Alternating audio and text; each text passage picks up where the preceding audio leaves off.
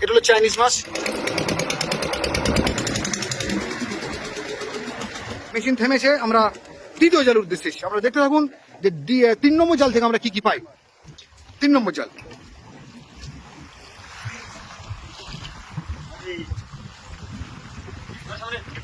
দেখুন কিভাবে জালটাকে ধরা হচ্ছে।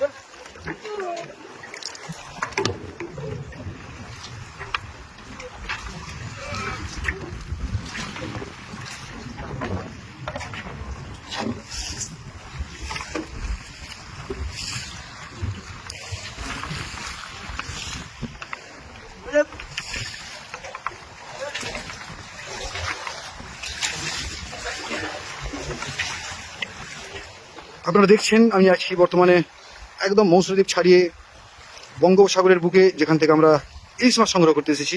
স্থানীয় মানুষজন যারা আছেন, যাদের জাল আছে, যারা ইলিশ মাছ ধরেন, আমি তাদের সাথে চলে এসেছি। আমি পরিচয় করিয়ে দেবো যাদের সাথে এসেছি। আপনার সঙ্গে থাকুন, দেখতে থাকুন 3 নম্বর জাল থেকে আমরা আজকের কি কি মাছ পেয়ে থাকি। দেখুন কি রিক্সের কাজ, নৌকো প্রচণ্ড তুলছে, তার মাঝে চলছে এই জাল টানাটানির কাজ।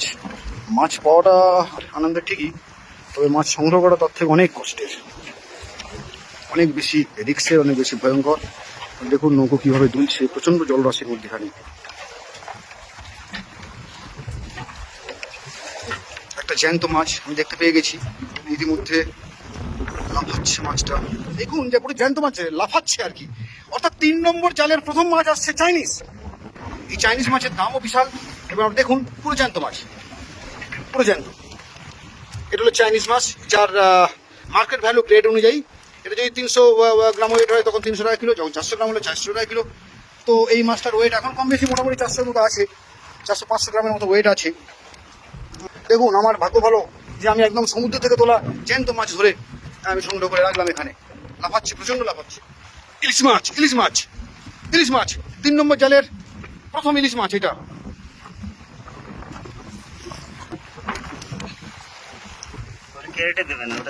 আচ্ছা আপনারা দেখুন যে 3 নম্বর জাল থেকে ইতিমধ্যে আমরা ইলিশ মাছ পেয়েছি, ইতিমধ্যে একটা চাইনিজ পেয়েছি, কাঁকড়া পেয়েছি, এবং আরও সন্ধান চলছে এই জালে আটকে থাকা আর কি কি মাছ দেখা যায়। আপনারা দেখতে থাকুন।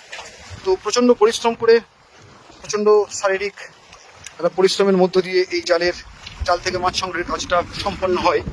আপনারা দেখুন যে এই মাছ সমুদ্রের মধ্যেখানে একটা ছোট্ট নৌকো, প্রচণ্ড নৌকো তুলছে।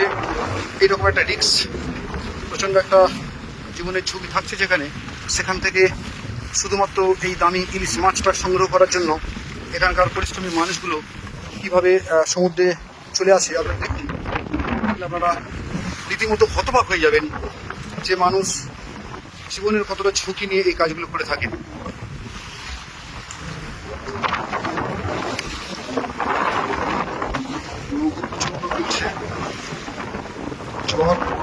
ঝড় চলছে এবং সেই ঝড়ের কারণে নদী ফুলে আছে। আপনারা নিশ্চয়ই জানেন যে আগামী 2-3 দিন পরে অর্থাৎ পূর্ণিমা আছে, এবং সেই পূর্ণিমাতে একটা দুর্যোগ থাকার সম্ভাবনা রয়েছে। ইলিশ মাছকে ধরা অত সহজ নয়, ওরা ধরা দেয় বলেই ধরা যায় আর কি। এই তো একটা এসছে, এই তো ইলিশ মাছ এসছে, ওখানে একটা এসছে, দুটো এসছে, এই যে ওটা পুরো লাফাচ্ছে এখনো জানতো। এই টানে দুটো এসে গেছে। অর্থাৎ 3 নম্বর জাল থেকে আমরা এটা ইলিশ মাছ 3 নম্বর, 4 নম্বর, মোট 3 খালি ইলিশ মাছ আমরা পাচ্ছি। একটা চাইনিজ ছিল, তাই তো? অপূর্ব। এই যে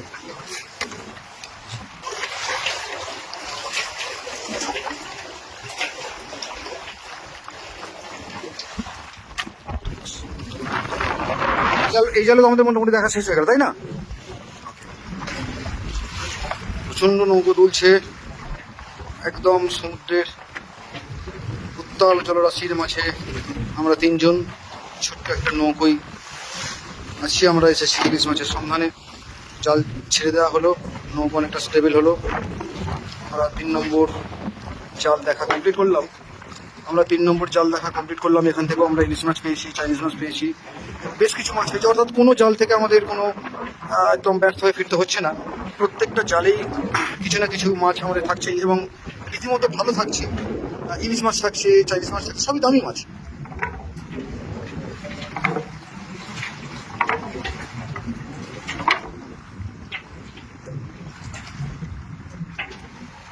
নৌকোর মুখটাকে একটু ঘুরে নেওয়া হচ্ছে।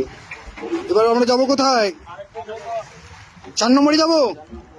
ওকে বন্ধুরা, আপনারা দেখুন যে আমরা 3 নম্বর জাল থেকে আমরা মাছ সংগ্রহ করে নিয়েছি। বেলা অনেকটা পড়ে এসেছে, আমরা এসেছি অনেকক্ষণ, এবং এই পরন্ত বেলার দিকে আমাদের 4 নম্বর জালের দিকে আমরা যাব, এবং একদম শেষ বেলাতে আমরা ফিরবো মৌসুনি।